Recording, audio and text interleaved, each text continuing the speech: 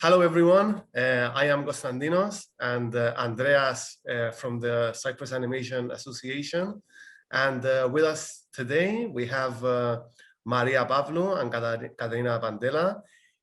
Maria is the co-creator and producer, and Katerina is the co-creator and art director of the Olive Bunch, which is hopefully which will hopefully become an animated series with events happening in Cyprus by some youthful characters. So yeah, let's get the interview started.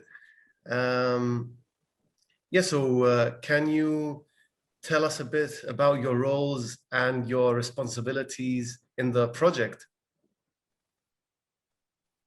Maria? I go first, okay. Well, yeah, I can.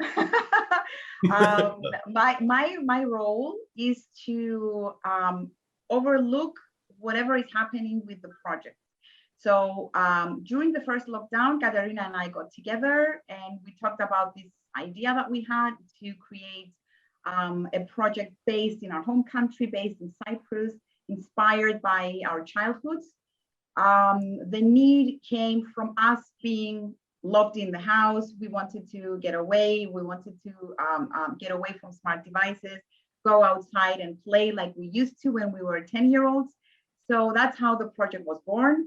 That's how we started writing the stories, and Katerina took on the designs. And my responsibility today is to, overlook everything that's happening around the Olive Bunch, arrange meetings with possible buyers and partners, edit the Bible, consult with the storylines, create further characters with Katerina. We are in constant communication so she can, design more characters down the line.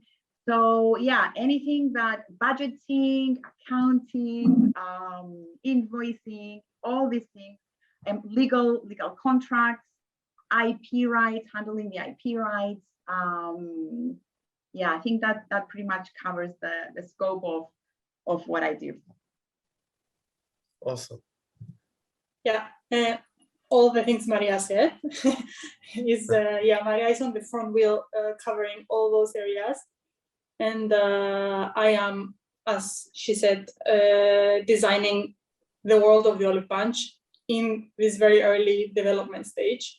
Of course, you see in many TV series, things change. The look changes down the line when things go into production. So that may happen to the Olive Bunch too, but we're hoping that we can keep the original concept art as much as possible. And to be honest, I think we will, because that seems to be a key element that attracts producers from around Europe to the project. They seem to really like how it looks, and that's really touching for us because we think it looks very Mediterranean and very Cypriot. So we like that. That's what they like. And other than that, I'm of course involved with the stories and the writing together with Maria. We come up with well, at this point, we're just still throwing our ideas around and see how people react to them. And the interested parties, they'll give us feedback, and then we'll take it from there, and on it goes until we all find something to feel confident that that's the wow factor, and now we can move on. But it's been going well so far. It's a lengthy development stage, as it is with most TV series. And yeah, we're just looking forward to see how it goes. And may I add something here, just to complete the responsibilities that we have towards the project? A lot of our time is consumed by putting together pitching material. Katerina and I will go back and forth, and actually attending pitching forums. So a lot of the time has been, dedicated on that part. which is a must when you do a project like this. You have to expose it, you have to get it out there as much as possible in every possible forum. Mm-hmm. Yeah. So yeah, obviously it's doing really well. I mean, it's been around, you know, you've been pitching.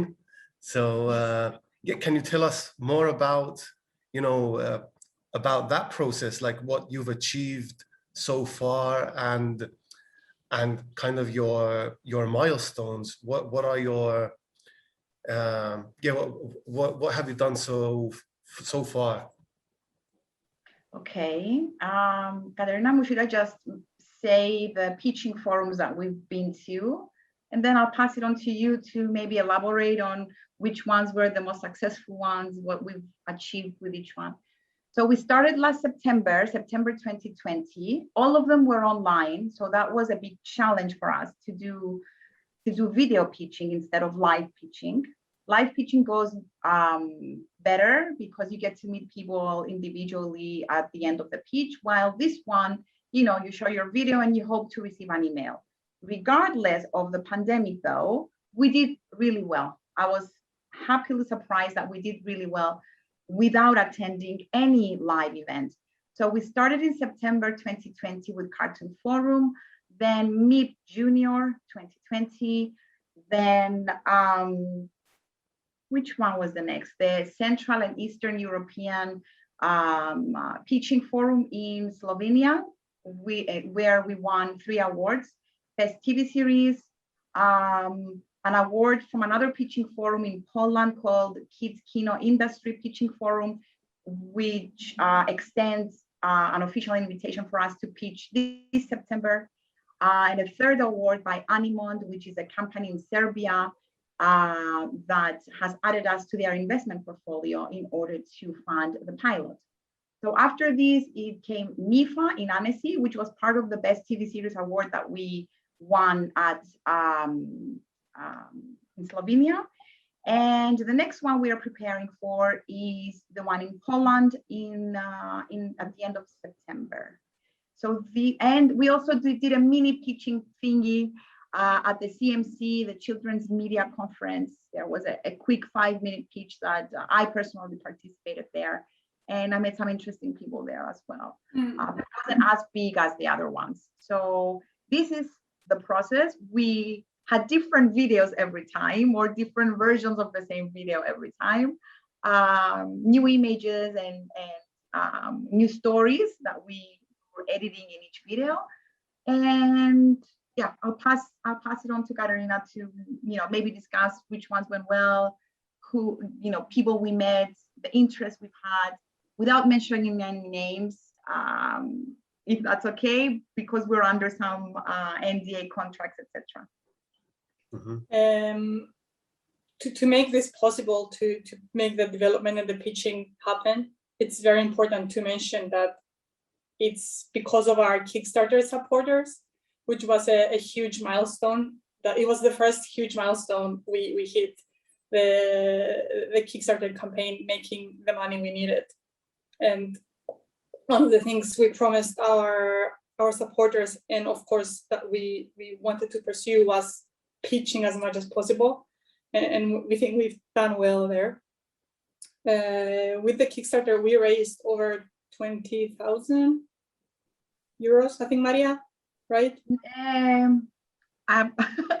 Coincidentally, I have the budget open here because I was doing some numbers before we logged in. It's and I left home. Yeah, close to it was 21,000, and of course Kickstarter keeps their commission. So we were left with, you know, something less than 20,000 to run with. Do the trailer, pay for development writing, and all the rewards, of course, that we had to send back to our backers.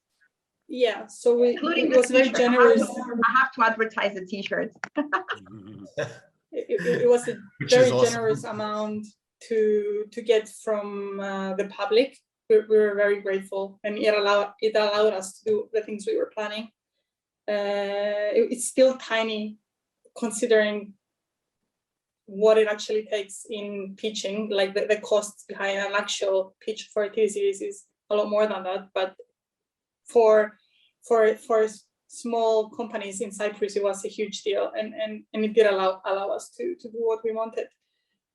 So that was the first huge milestone. It also brought more traction because we were advertised as Kickstarter's top at some point, favorite.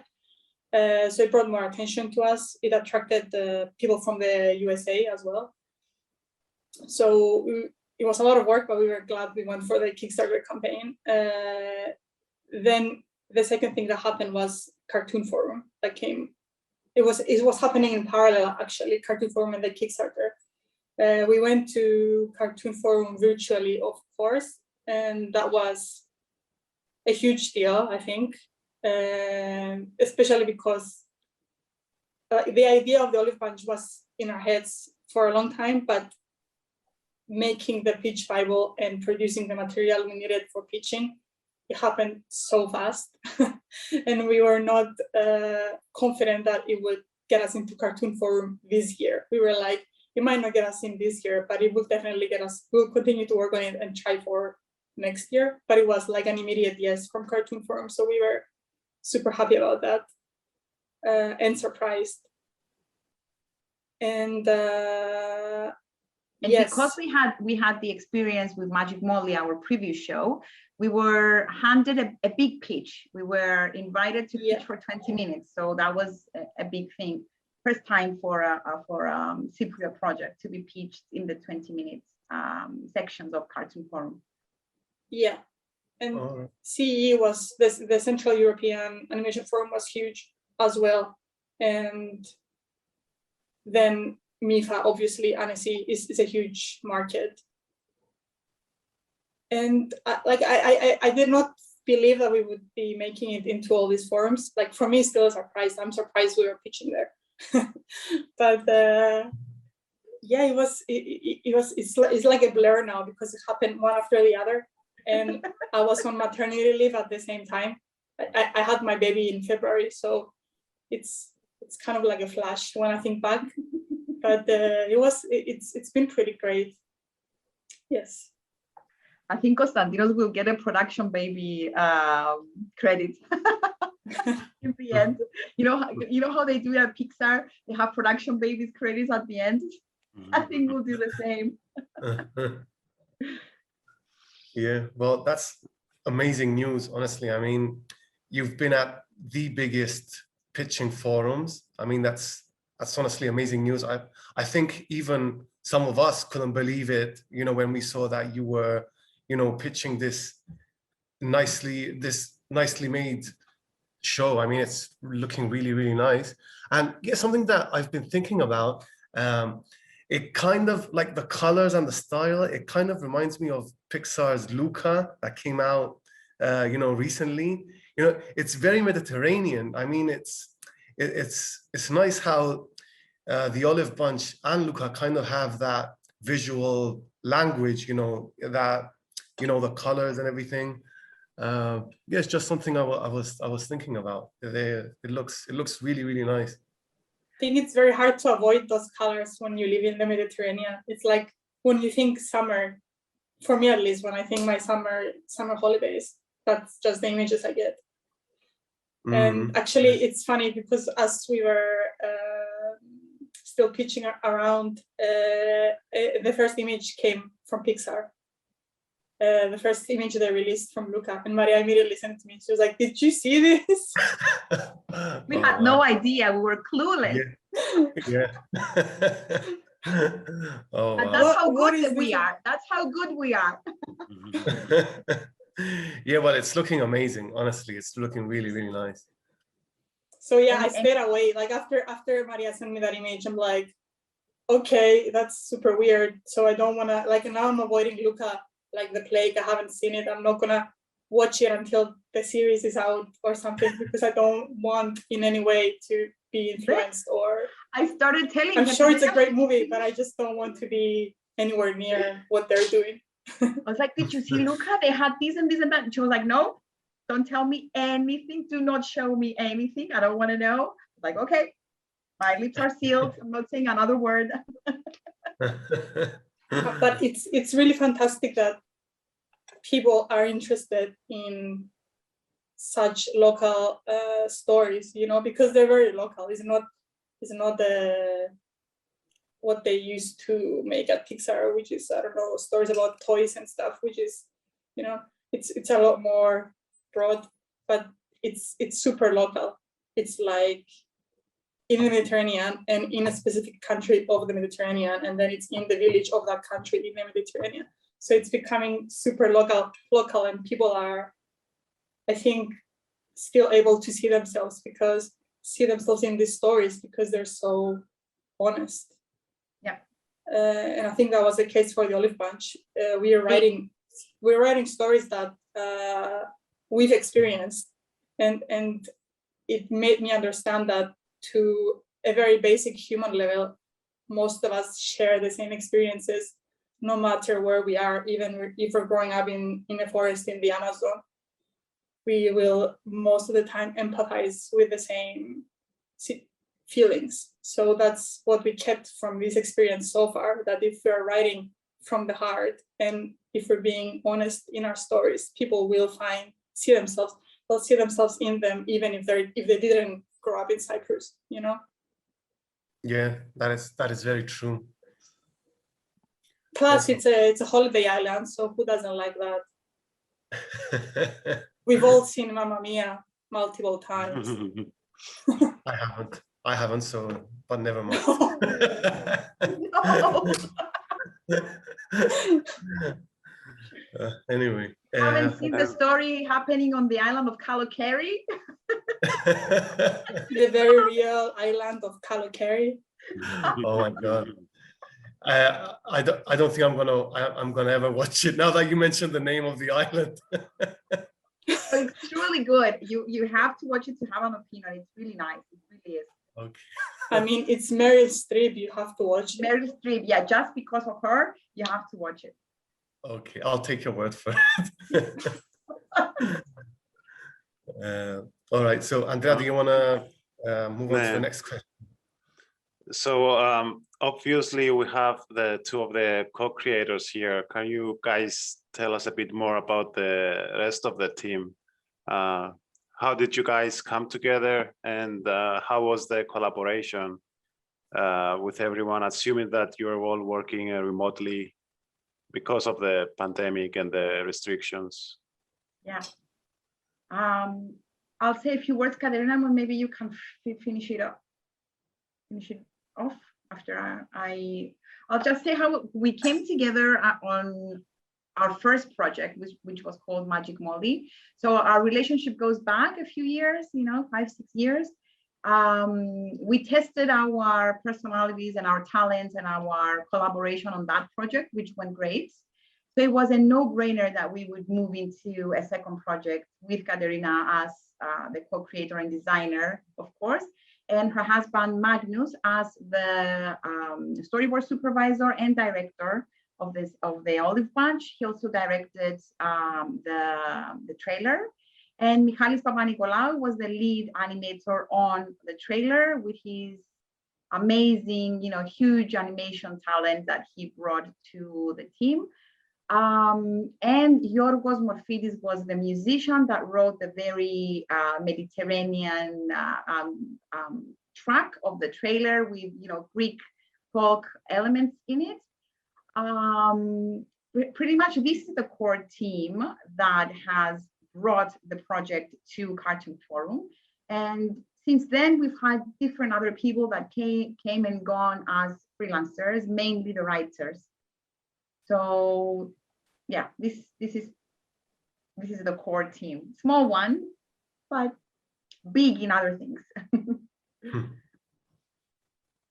Yeah, Magnus has been key to the work we're doing. He's been really great at putting everything together and having a clear overview of what we were trying to do, especially with the teaser.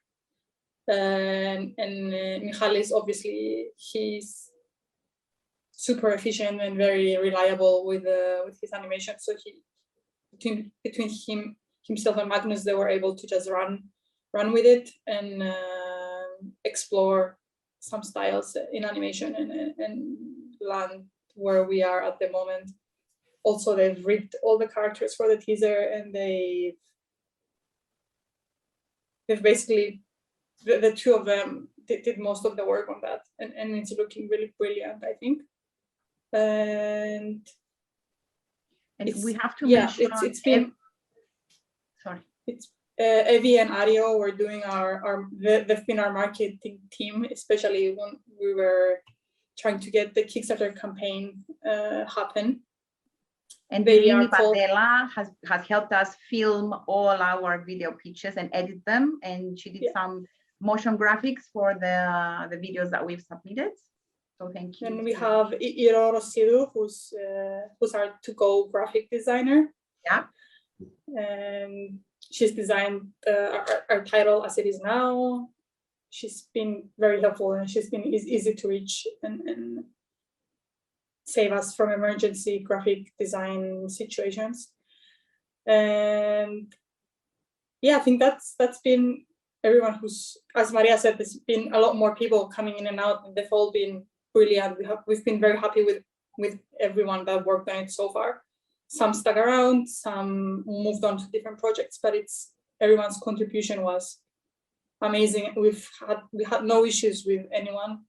It's just been pleasant collaboration all around, and it's strange to just work on a project and everyone gets along and things are going fine. It's smoothless, guys. It's just smoothless. It's just not smoothless, smooth. Sorry, it's really smooth, the collaboration and the relationship and the decision making, and it's like you press a green button and it happens.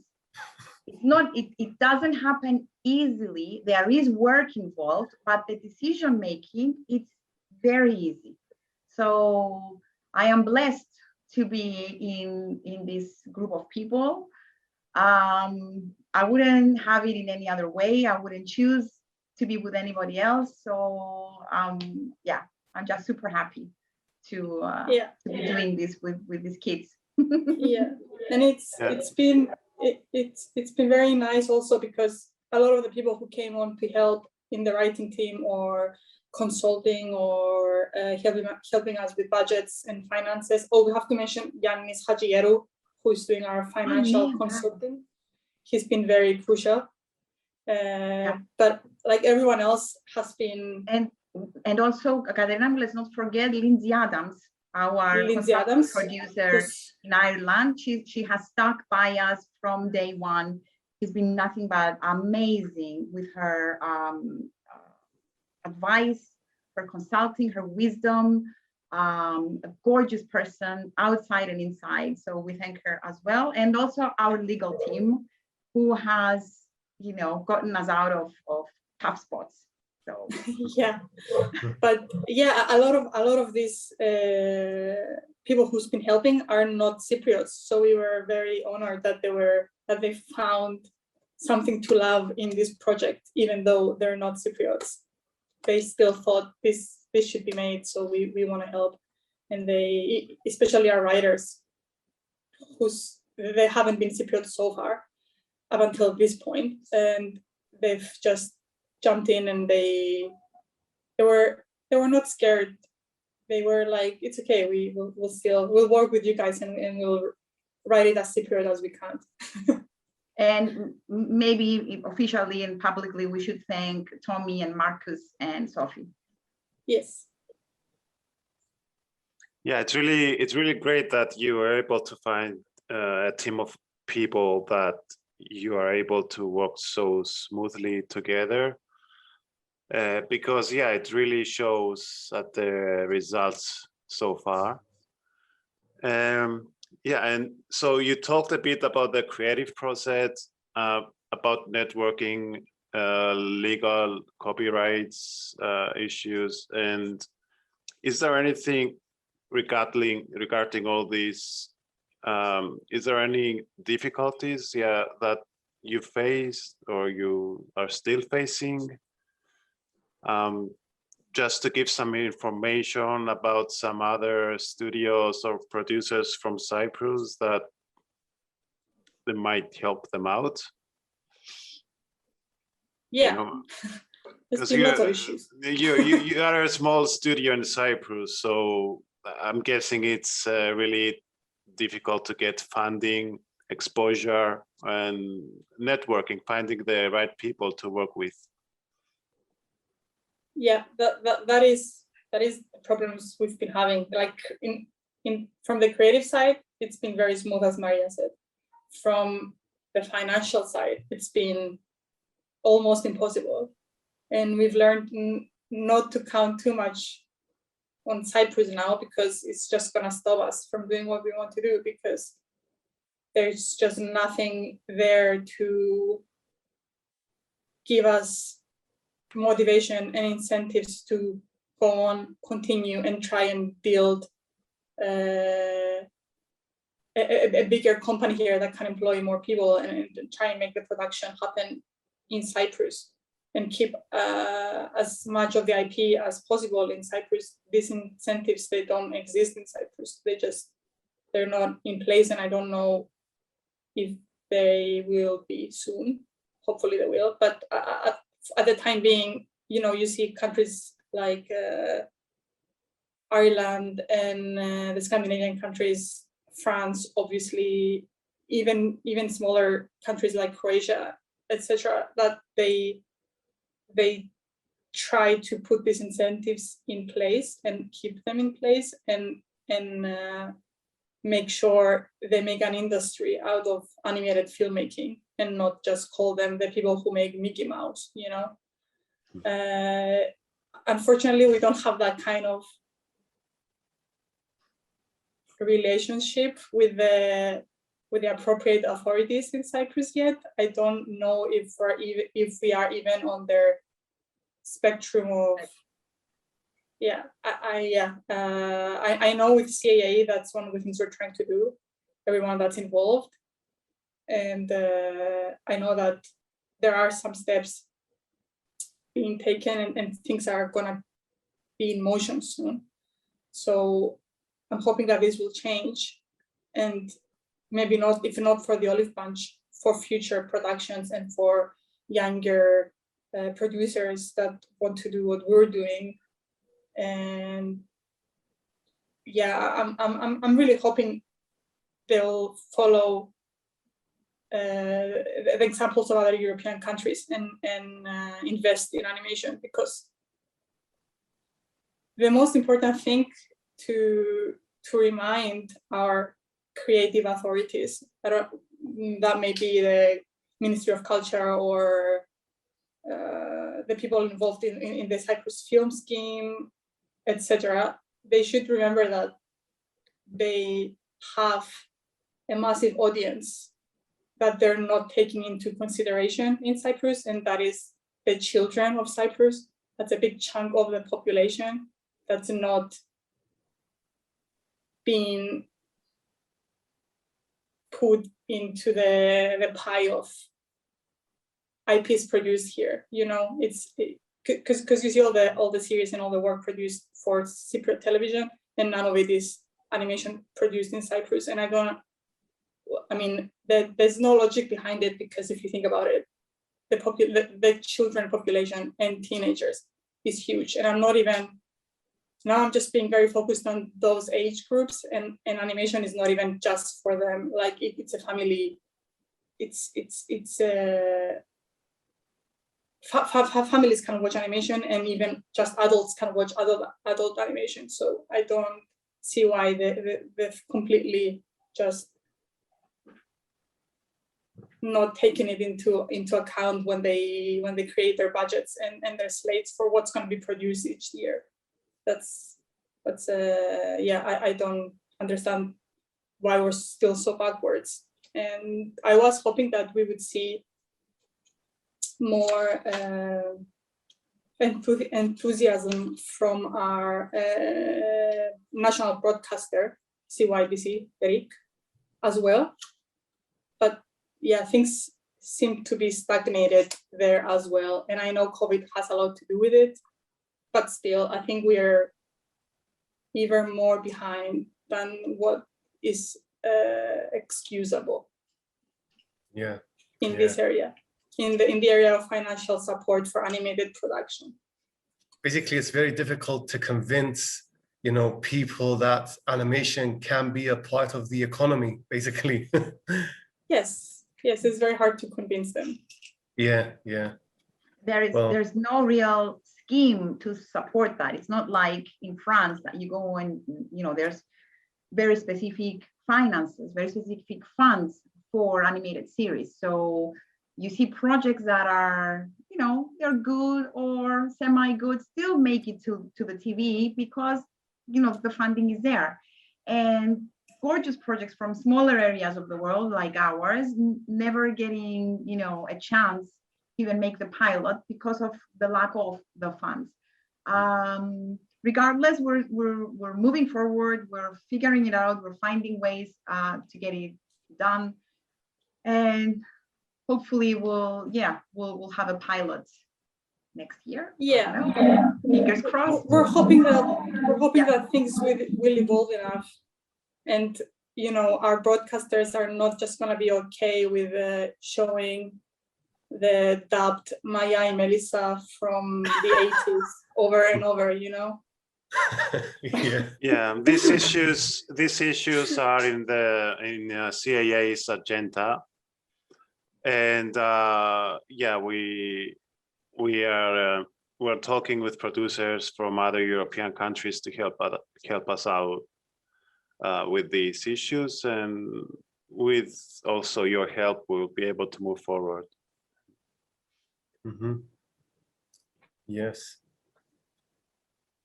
It's important that it's a small community of us in Cyprus, animators. So it's important that we work together, I think, and we have a united front in our strategies of how we approach these matters. Yeah. Yeah, I think we're doing well so far. So I think, you know, we must keep positive. Yes. I mean, on the bright side, it's like an empty canvas. So, you know, possibility is there, and it's limitless. So yeah, who knows? We might just make it explode in the next 5 years or so. Yeah, hopefully, yeah. Do you have any piece of advice for any other Cypriot artists or studios? Oh my God! I want to follow your path. Alphabetically, should I go down the list alphabetically or randomly? Yeah, it's the road less traveled for sure. It's difficult. It's filled with traps. It's filled with legal stuff that you have to take care of from the very beginning. The most important thing is to find the right person to work with, a person you are completely and utterly in love with. You trust them with your life. You trust these people with your life, and you go along with this ride with them, no questions asked, which is what I have. I've been blessed to have that. So that's the number one rule. Don't do this alone, and find that person that you can completely trust. Then when you've covered that, you have to cover your back with a good legal team. And it's not a creative thing to do. It's not fun, but it's necessary. You have to secure your intellectual property rights. You have to register your stories, your characters, and you have to be protective of all that. And you have to have funding. Don't go into these, you know, with zero money, either from European funds or local funds or your personal funds. If you try and do this with zero money, you will end up going bankrupt. That's it from me, really. There's a lot more, but if I were to give, to limit these into 2-3 things, it would be the people you work with, your legal team, and finances. And don't quit your day job while you're doing this. No. Yeah, unless you are, super rich and you can do it as a hobby, great, but don't quit your day job while you're trying to make it into the international industry. Get patience, I guess. Patience, oh my Patience. God, patience. Do you Don't- remember don't give Jafar up. telling do you remember Jafar telling his parrot, patience, Iago, patience? Yeah, Yeah. it's been my favorite line. So yeah, persistence, patience, and yeah, just the failures, guys, are a lot more than the successes. So you get maybe one success in every 10 failures. You shouldn't let the failures keep you down. You pick up the pieces and you move to the next milestone, even if it takes much longer than smaller countries and smaller teams. It will take much longer. You never give up. And I have a bracelet that says never give up. I'm not wearing it now, but it's my motto. Every time I feel like, giving up, I look at it, and that's it. And family support too. That's important. And we should thank our families for being next to us and pushing us forward. Yeah, my husband, my kids, Katerina's husband has always been there. You need to have positive people around you who believe in you. So that's another big thing. You need to have your circle of trust and support, and it's usually going to be only like 3 or 4 people. And you need to identify who they are and just have them. Don't work with people that you have the smallest doubt about. Yeah. And I have to mention, in this case, it's not just my immediate family. Of course, it's Katerina, but it's also my dear friend whom I consider a brother, Neophitos Neophitou, who we started Pixel Giants together back in the day. And he was on Magic Molly and on Dragon Recipes from the beginning.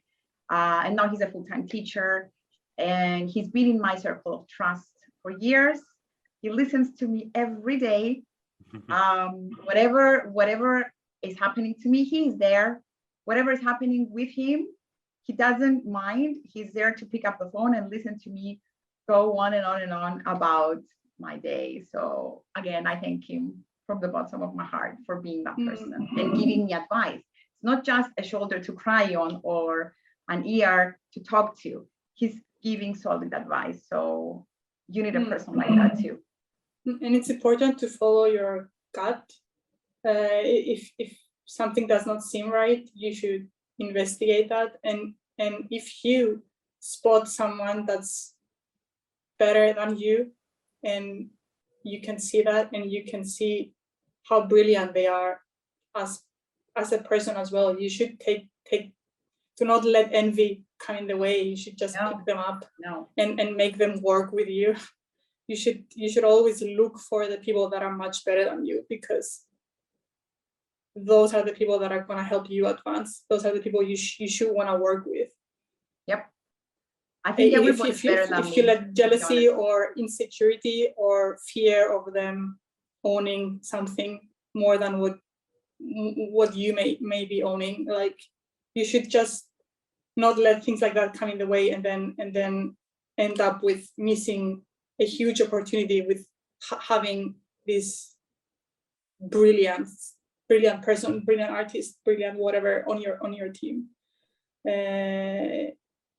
You should still make things even if you think it's crap. If you're doubting what you're making, if you think that this piece of product or this film or whatever you have in mind, no one's going to want to watch it, why would anyone care about this?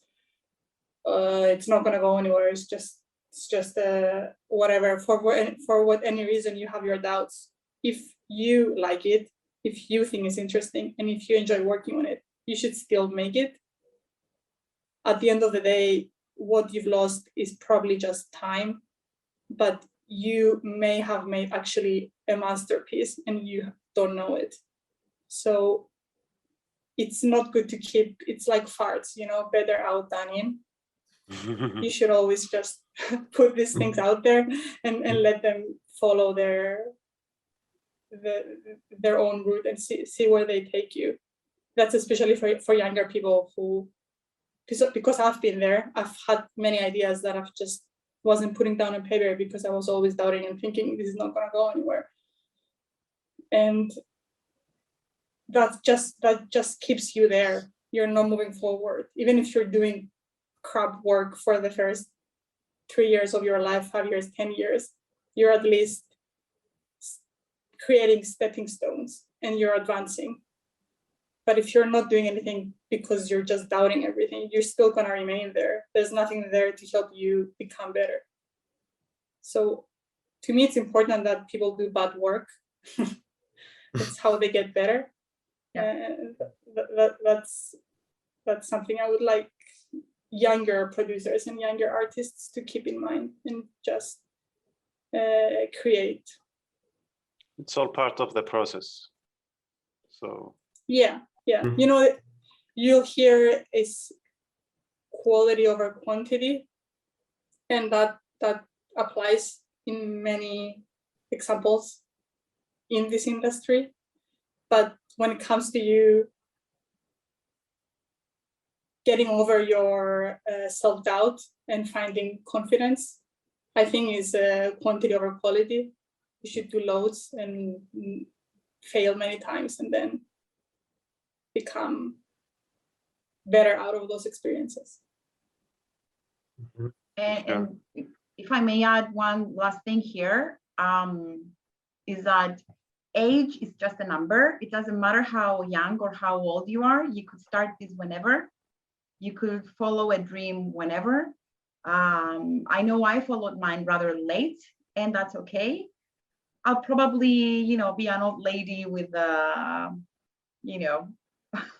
just, living life happily and keep doing this. So it doesn't really matter how old you are, as long as you are doing what you love without going bankrupt. Of course, that's you have to be aware of your finances always while being creative. Yeah, and one last thing that I think I come across a lot with younger people is that, or with people that have major companies and they might feel like they might lose or something, or they have a lot, they're taking a huge risk, to don't be too precious with what you have, to let people come in and put their spin on things. Don't think that you're in danger of losing this artist or this other artist. So you're not advertising them. So you're not saying this is the person who did this for me. You should always be proud of who's in your team, and you should want the world to know how brilliant they are. You should put their names out there. You should not keep all the credit to yourself. Do not feel precious about something you're working on with a team. Animation is a group effort. It's never on the individual. Don't try to give yourself, you see these lists of credits and it's one person and they're like, I'm the director, I'm the writer, I'm the producer, I'm also the editor, and I'm also the executive and the person who financed this. And it's like, great, you should not be in animation at all. Like, don't be that guy. No one's gonna want to work with you. Don't do it. And everything you produce is just gonna be like, it's gonna be with no flavor, it's with no variation, it's just gonna be your take in life. And then why are you making it? So don't be that guy. That's just something I wanted to put out there. Be thankful and extend your thanks to the people that worked with you, that have helped you, that have consulted you. It's best to, have what's the word I'm looking for? Emotional intelligence goes a long way. So you have to make yourself vulnerable, you have to make yourself exposed, and you have to be thankful and let the people know that you're thankful. They will appreciate it and they will want to work with you again. But it has to come from the heart. If you pretend, they will know. It really has to come from the heart. Yeah. Don't be competitive in a vicious way. Animation is a small industry, and if you make that name for yourself, it's gonna make the rounds, and people are gonna know you for being viciously competitive, and they're not gonna trust you, and they're not gonna want to work with you. So if you can, especially if you want to be in the specific area of TV series, don't do that. That's something not to do. It's not advice of what to do, but what not to do. Yeah. Okay, great. Yeah, we are running a bit out of time All right. with the recording. Yeah, thank you so much for your time for the interview. Thank you, guys. And congratulations on Olive Branch. Obviously, it's looking great, and we can't wait to see more of it. Wish you the best. Just want to add that I just want to say that many of those summertime memories that I was writing from for the Olive Branch, personally, they were shared with Andreas, because we had basically Yes. grew up together. So I have to say that Andreas is The inspiration. indirectly in that TV show. I'll be familiar with some of the episodes. For sure. Yes. I'm pretty sure you will recognize your grandma. Yeah. Yeah. So thank you for the memories, Andrea. Yeah, and hopefully your process and your achievements will motivate more Cypriot artists from, maybe they're working abroad and they can come back in the island, back in Cyprus, and eventually start producing good things here in the islands. I think that's the goal. Yeah, that's definitely something that we wish for. We would like to see the Cypriot industry, be bigger, more productive, with funding, have the young people come back home and be, active members of this community.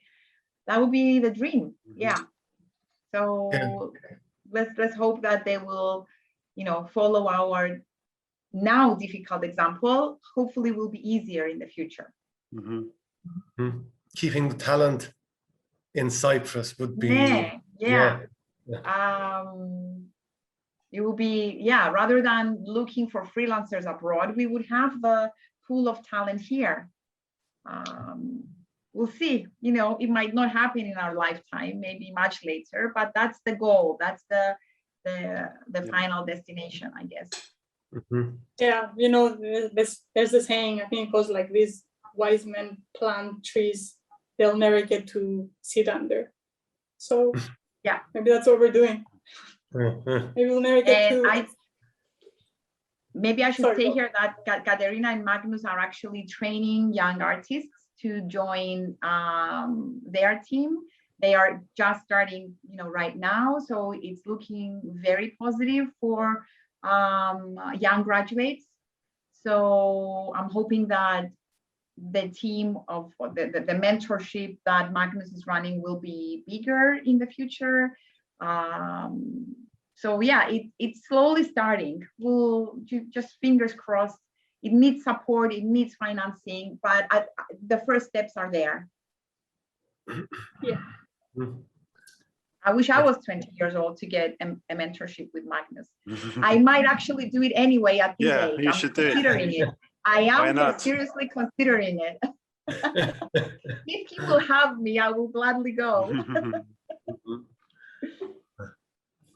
Okay, guys, thank you so much. And Thank you very much. Thank you, guys.